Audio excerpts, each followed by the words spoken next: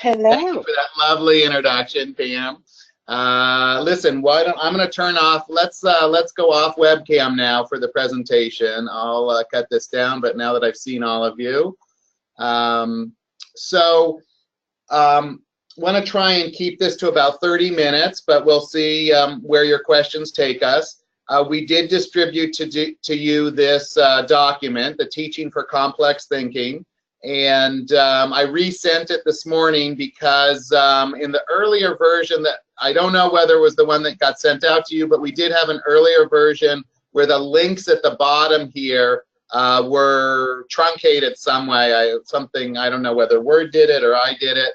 But the one I sent this morning has the complete links, and all you need to do is click on them to go there.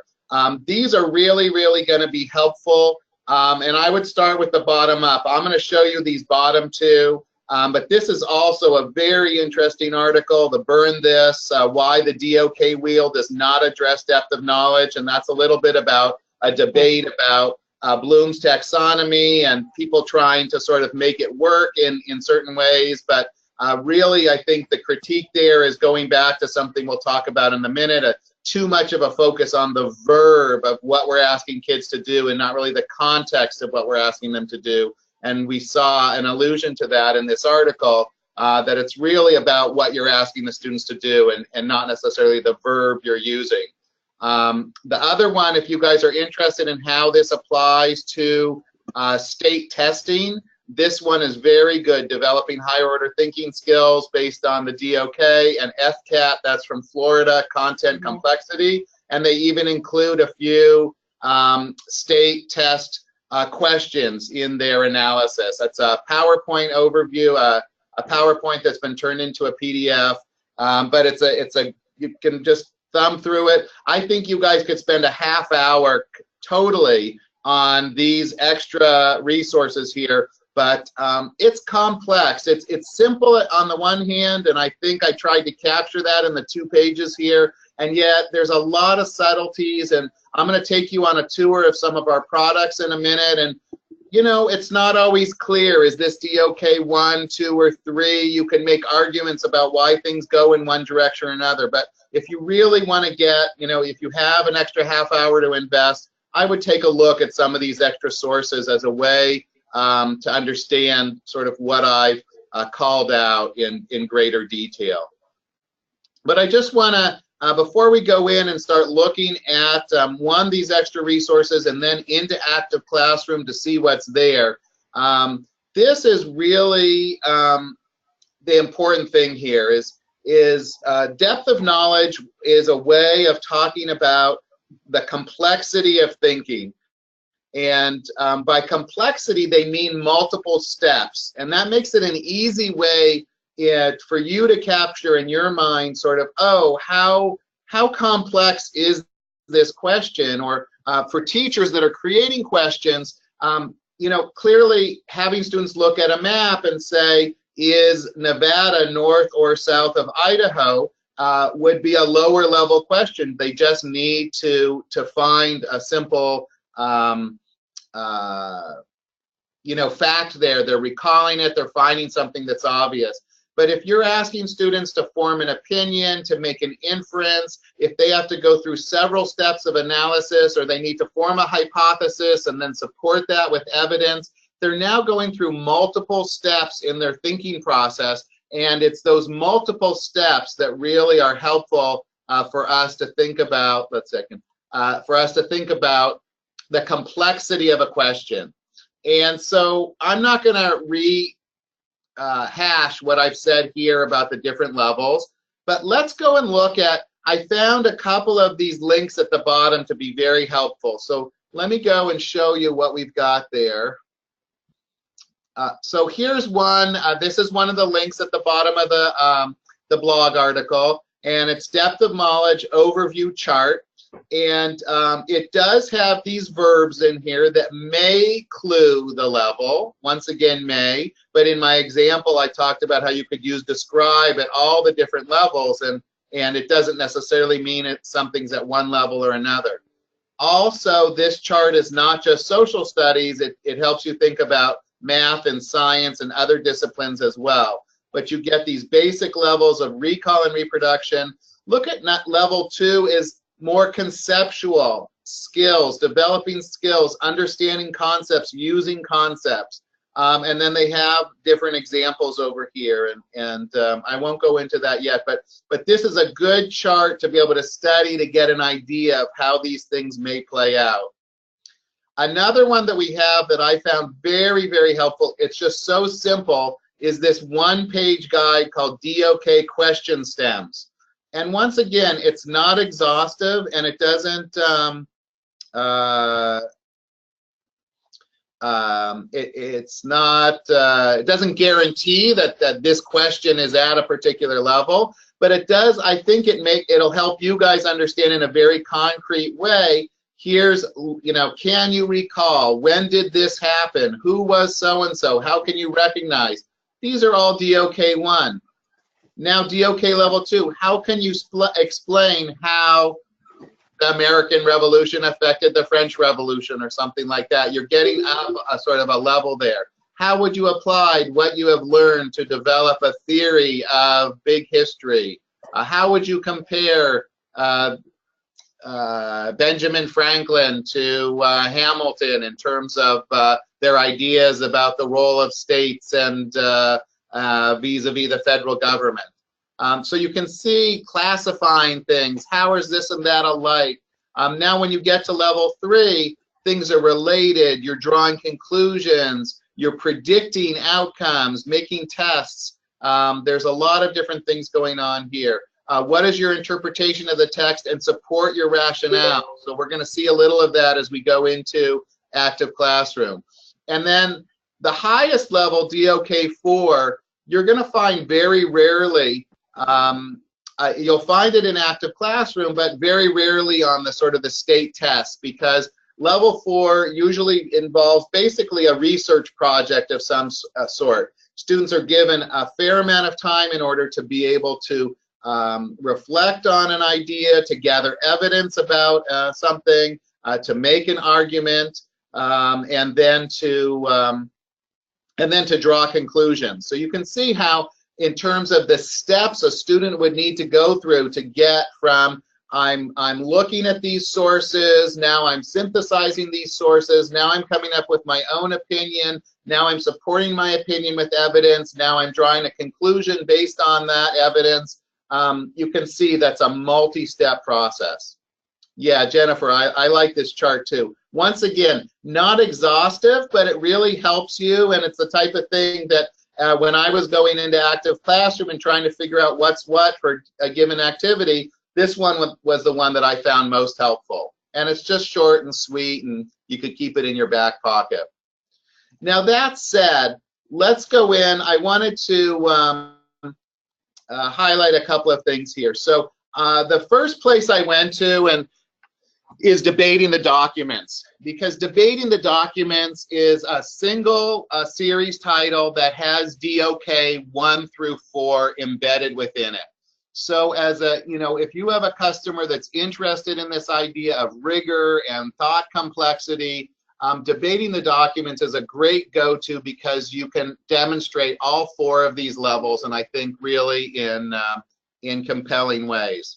So just a second, and let me go in here. In this case, we're going to start with some visual references. We go in, and hang on a second. So we've got this visual primary source. So here, main idea or topic, the cartoon is meant to show an overall nature of American society in the late 1800s. In a few sentences, describe the society as the cartoon depicts it. This is, I would say, DOK 1, maybe a little bit going into sort of 2, because you're asking them not just to describe what's there, but really to interpret it. But really, they're just identifying things that they're seeing in the image. It's at a sort of a lower level. The same thing with visual features, where it's saying, look how the political champions are drawn, notice how the wealthy businessmen are drawn. How do visual details add to the political or moral point the images wish to make? So I'm a little on the fence on this one. it's not just asking me what's in the picture, which would be clearly DOK1, but it's asking me to sort of look at those details and then make a sort of an inference from it, or to expand on that. So I would say this one is DOK level 2 to me. We're really asking students both to sort of look, identify, and then sort of elaborate how those visual details make a point. Okay, so that's a little bit more sophisticated. Background information, this also could be level 1. So what you get with all the image analysis, and we'll go over here to a different image, number 3. Let's look at these questions. Main idea or topic, background, comparing visual features. These are all pretty much going to be a DOK 1 or 2 in terms of the actual analysis of the primary sources. And in a sense, that's what you want. We're not asking the students at this stage, we want to make sure the students understand what it is they're looking at. And that's really, really important. So just because something isn't a complex question, just because something isn't asking them to form their own opinion and support it with evidence, doesn't mean it's not a good question. Really, what we want to provide for students is the opportunities to have these sort of lower level questions to make sure they're identifying the materials and they know what's there. If you go to Power Basics, I'm not going to go into Power Basics right now, but if you wanted an example, Power Basics has a lot of short readings, and then almost all of the questions are DOK level 1. Just making sure that the students understand what they've read and that they're on target. So especially with students that are not necessarily reading at grade level, the making sure that they understand what they're looking at is going to be very important. So Power Basics would be an idea of an example of where it's almost all DOK1. There are some DOK2s where they're asking students to formulate their own opinions or what would you do here or there, but those are all going to be lower level. Here, with debating the documents, the image analysis or the text analysis questions are all going to be pretty much DOK 1 or 2. But you know, then we get to this cool little area where they compare the documents, which would be most useful. And then when you get to this comparison essay, I chose this documents 1 and 2 because, and they have to put in some, they have to offer examples here. Now, this could be, depending on how they answer it, it could be a DOK2 question, like I just chose 1 and 2 because they show that cultural forces were more important than economic forces. And I did not choose 3 and 4 because I don't believe economic forces are very important. That would be sort of like a DOK level 2. But if we told the students that they have to use evidence to support their point of view, now they're not only formulating an opinion, but they're also using evidence. I would say that that would be a DOK level 3. So it's as it's written here, it could be a 2, but it could be a teacher could ask students, and if they wanted to get it up to a level 3, they could augment and they could say, cite 2 or 3 examples in order to support your point. We don't really have that in here. We've got this information about things being biased here. Okay, so that's taking it up to levels 2 and 3, and then ultimately we've got at the end of every debating the documents the DBQ question, and this is depending on how many. This is really DOK level 3 and potentially level 4. It's not really level 4 because we're not asking them to go out and do their own research, but there are multiple steps involved. So I think you could make the argument that this is a DOK level 4. Why? They've got to answer this question. Why was Brian, and this was the Cross of Gold speech from 1892 or something like that. Why was Brian a far-seeing reformer or an ignorant demagogue, right? So they've got this leading question that they need to answer. They're going to now need to support it with an opinion. They're going to need to support it with evidence. They're going to need to draw on sources, and then they're going to need to write a conclusion. Okay, so that's asking students to go through multiple steps to formulate their own conclusions, to use evidence to prove a point. This really gets to just about the highest level of question. And really takes time. Remember, one of the things, let's see if they have it on here. Level 4 is extended thinking, requires an investigation, time to think and process, multiple conditions of the problem, and it says most on-demand assessments will not include a level 4 activity. An on-demand assessment is the type of thing that students would take, you know, on the computer where they have to answer questions. And even though level 3 questions require reasoning and multiple steps, they still could be formulated as a multiple choice question. The students would just have to go through multiple steps in order to figure out which of the choices is the best one. So this doesn't mean when we get to level 3 and 4 that it's always going to be a short or a long answer question as opposed to multiple choice. There are level 3 questions that are multiple choice, but level 4 really gets to that where they need to write something out. They're synthesizing ideas, they're developing models, they're bringing in multiple sources here.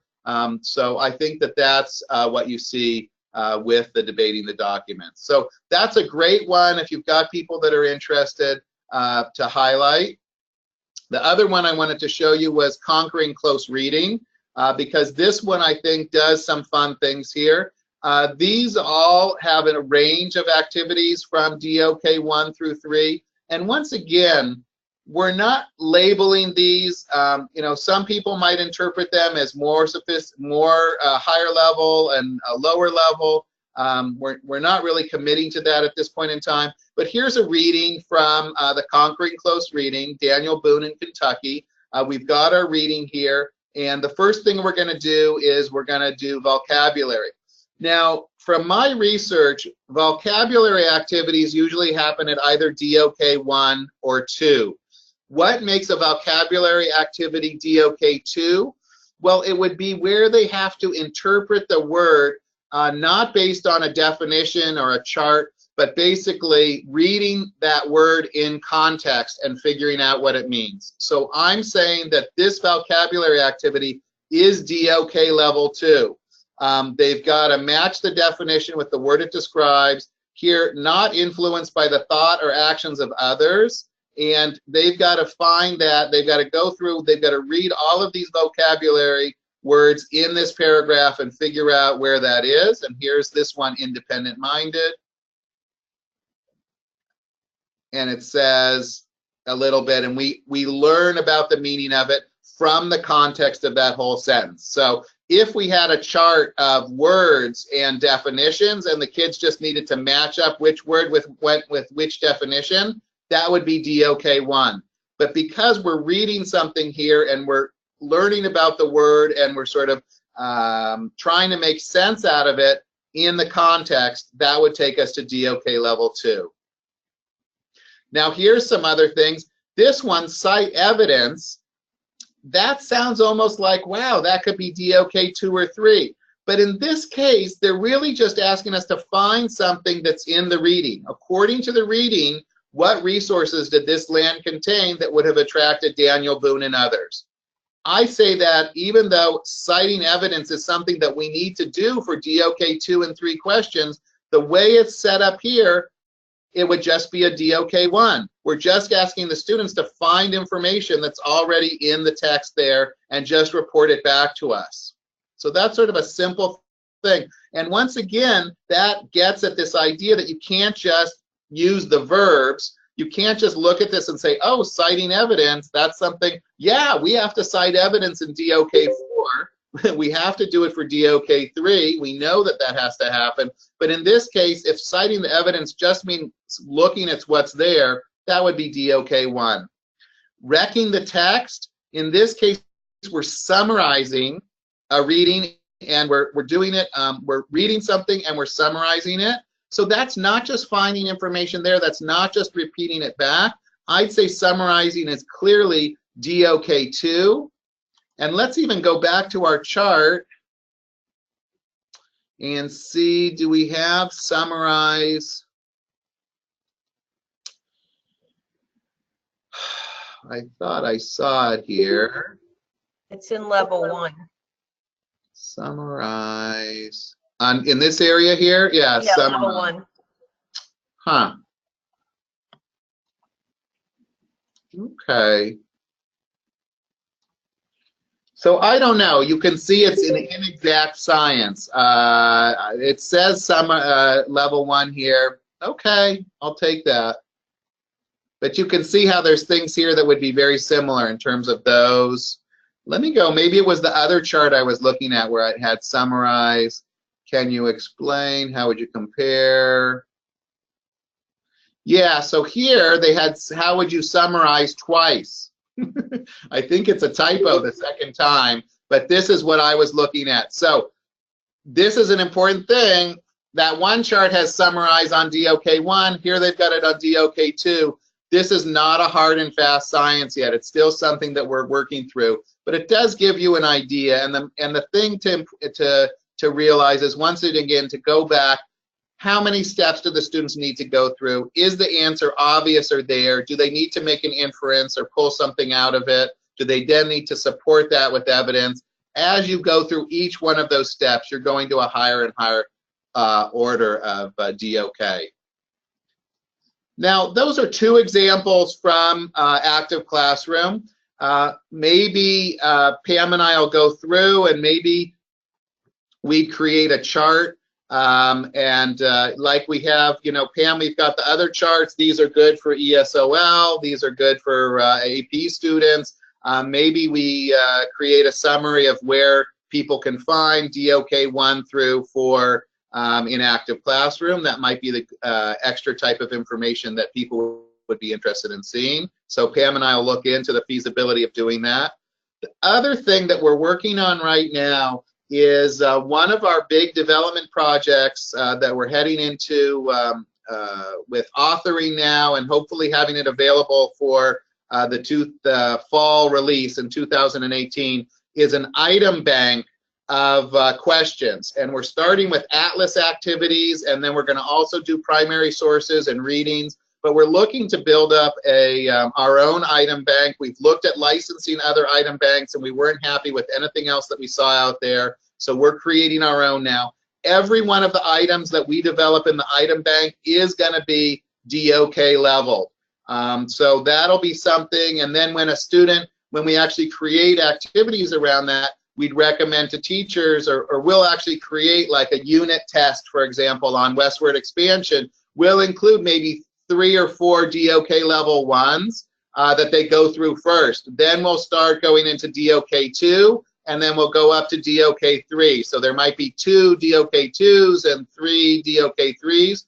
And as well, with this idea of adaptive learning, we can not have students exposed to the DOKs 2s and 3s until they've successfully completed all the DOK 1s. So we can have that be sort of a what would you call it, a scaffolding or like a staircase or something that the students go up over time. So that's where we're going. Right now, we haven't articulated it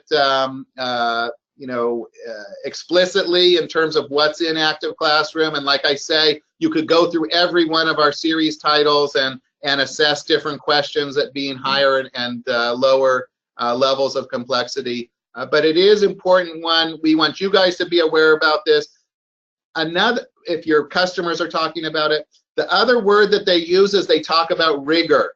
So when you hear that rigor, which is an important keyword, this is what they mean by rigor, that the students aren't just looking for information and answering back, finding something. It's not simple recall. Rigor involves multiple complex steps involved in the students processing a question and answering it. So that is very much what a lot of your customers are going to be concerned about.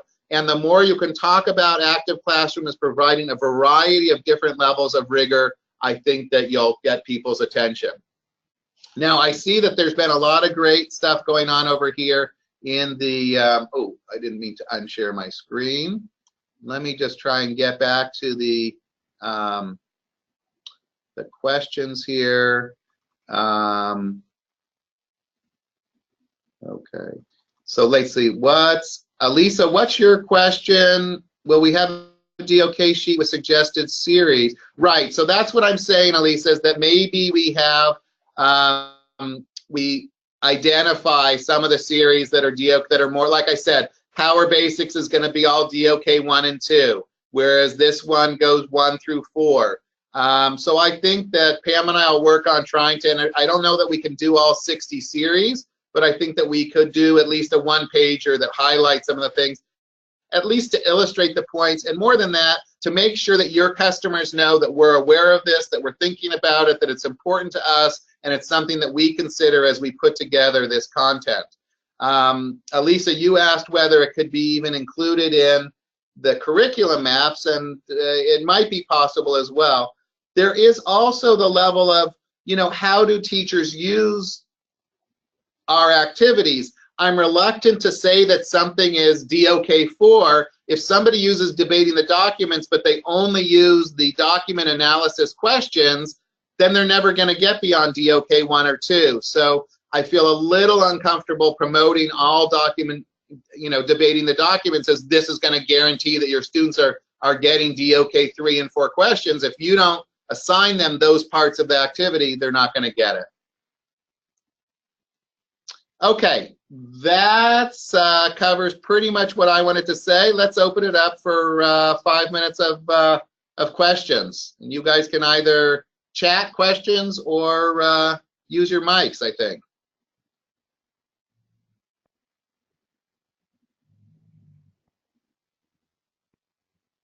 Aaron, I just want to thank you for bringing this to the forefront and how it really develops more extensively from the Bloom's taxonomy, because this is what, you know, they want to hear. You know, when we talk about rigor and we talk about Common Core standards. So thank you for putting this together. Yeah, I think especially in the Common Core states, this is where that's where this started coming from, is as they were developing the Smarter Balanced assessments and the assessment consortium, not just Smarter Balanced, but also the what's the other one called? PARCC, P-A. PARCC, right? PARCC. The PARCC. So though both of those were looking to include rigor and to make sure that that's addressed in the questions, that it wasn't just content coverage. And what's nice about this is, you know, we've talked for years about Active Classroom is about developing skills. We've got the content there. Of course, we want them to learn the content, but really what they're going to take away is we want them to learn about making an argument based on evidence. We want them to understand how to extract evidence from a text in order to support a point, or from a primary source image. We want them to be able to make inferences from readings. All of those are skills that are going to be life skills. And I think what we're getting at here, if you look at the chart of higher order thinking or the greater depth of knowledge, you're seeing that sort of multi-step thinking that's going on. Now, I'm curious, have any of you heard from your customers? Do they talk about DOK or rigor? Are these things that come up, or is this just something that we would be sort of throwing into the conversation on our own? No, I think in New York, that's their mainstay, where they want rigor. And so now, you know, I can talk to the framework of utilizing some of the documents and really trying to get an increase in revenue for Active Classroom. You know, so just looking through there, and then when I do my presentation, just doing the alignment to the DOK 1s through 3, really the 3. Great. And then I think that's Lori, rigor, rigor, rigor all the time. That's great to know. So that's sort of what they're getting at. And it's not, you know, it's not always clear. But now you can engage in a conversation with your customers, and you can even, you know, give us feedback from the field. I wonder if, you know, you guys will learn, maybe they have subtleties, maybe rigor. I'm sure what they mean by rigor and how it gets interpreted in a particular district has variations across the country. So I'm sure it's not just about complex thinking, but you know, report back to us and let us know what you're hearing from the field so that we can incorporate that into our marketing messages. Aaron, I love the, this is Jason, I love the using the depth of knowledge, the DOK, and I think that's gonna help us to bring like a fresh if we can create some type of fresh presentation around that to go in front of large groups of coordinators and talk about this, because it's the Bloom's taxonomy, but just kind of framed a little bit differently. And this is like, you catch a phrase early on and you build excitement around it. I think that'll really be helpful. So thank you for sharing all this with us. Yeah, sure. Jason, important points though. There's and in that first article that I show you here, there is a very interesting critique of Bloom, or the attempt to integrate Bloom with DOK. And so this blog I found very interesting, and it gets at a little bit about the controversies that are out there. Burn this, burn this. So you know that it's controversial and there's other stuff going on. There are other guides where they match it up with Bloom, but this really takes it to that next level. Bloom talked about evaluation and synthesis and analysis as being a higher order thinking, but this really elaborates that it's that multi-step process that's what's been added to it. And I think that helps me at least understand better sort of what we're doing. Right. And Aaron, that Burn 2 article, that basically, when I was doing some more research with ASCD, that came about because no one can really utilize, for sure, where that comes from, the DOK wheel, because Webb actually said it wasn't his. Right. So because it was not Webb's, Webb gave us one that was with the 4 columns instead of this wheel that no one can, say, is it correct or is not correct. Right. Here's the 4-column version. And right, that's the Webb version. The problem with the wheel is that it's got just a lot of these verbs, and it sort of goes back to that idea that you're just focusing on verbs and what are you asking the students to do, and as if the beginning of the question really assesses where the question goes. And so this guy seems really smart. I'm even going to try and contact him. He wrote this book. Now that's a good question. So I'd like to see if he's available to consult for us as we continue on developing more content. I'd love to have thought leaders like this working on our team as a consultant that can help us and make sure as we're developing our item banks that we're really hitting what we say we need to hit. Hey, Aaron, before we move to the end, I wanted to tell you, when I saw Aaron's blog and I read this, the reason that I asked he and Pam to do this webinar is I had a flashback of my own experience with a coordinator in Florida where they were talking DOK. And to be honest, I totally BS'd my way through my response to her because I didn't have in my pocket, here's an example of what you're looking for. They used the circle and they were very definitive about, like, I need to see, show me some questions and where they would fit, what level you think they are. And to be honest, as much as I knew and even knew the language around DOK, I didn't have a good answer. So Aaron just gave you a gem, and I hope you guys all wrote it down, is that he said that the depth of knowledge, it's about multiple steps.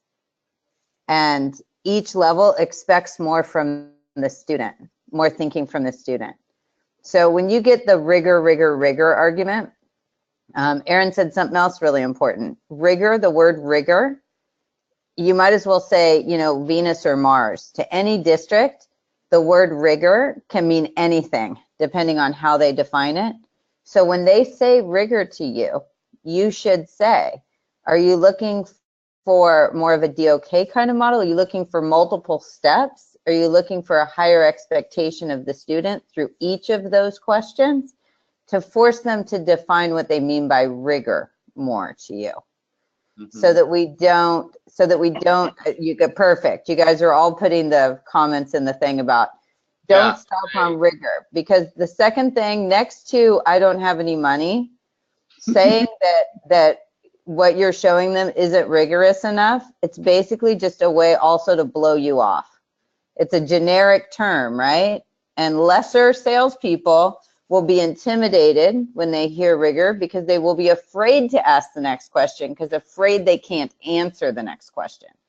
And I think what Aaron just did is he gave you some really powerful answers to the next question. So don't be afraid to ask, what do you mean by rigor? Yeah, or how are you using it in your district, which is Mhm.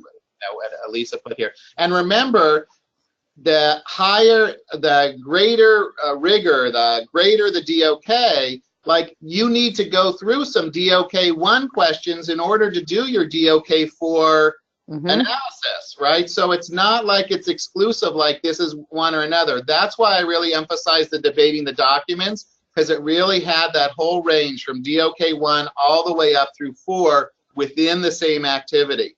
Another thing to think about is all of our simulations, those interact units where students take on roles and act things out, or decision making, those are all going to require and demand higher levels of rigor, multiple step processing for students, because there's no yes or no answer. DOK 1, there's always going to be a yes or no answer. Once you start going up with 2, there probably is a yes or no answer too. With 3 and 4, there's no yes or no's. It's, does it make sense, and are you supporting it with evidence? And I want to make one last point here. I talked a little bit earlier about students, maybe English as a second language, English language learners. In fact, while they struggle, and it's important to make sure they get their DOK 1s, these students can be very productive. It says they actually might do better at a DOK 3 or 4 type of project because it gives them more time. They've got more time to think. They've got more time to synthesize and put things together. It's when they have 10 DOK 1 questions in a row, here's today's quiz, that they've got to go through and read it and do all the answers in 10 minutes. That's what messes them up. If you give them a DOK 3 level assignment where, what do you think, why do you think this image is better than this image, and what evidence do you have for what, they have time, they can think it through, and even if their English language skills aren't top notch, they can still make the argument. So it's really important to recognize that for us having this variety there, it also is another way to support those English language learners or students that aren't reading at grade level. Okay, I've got another meeting in 3 minutes. Any final notes?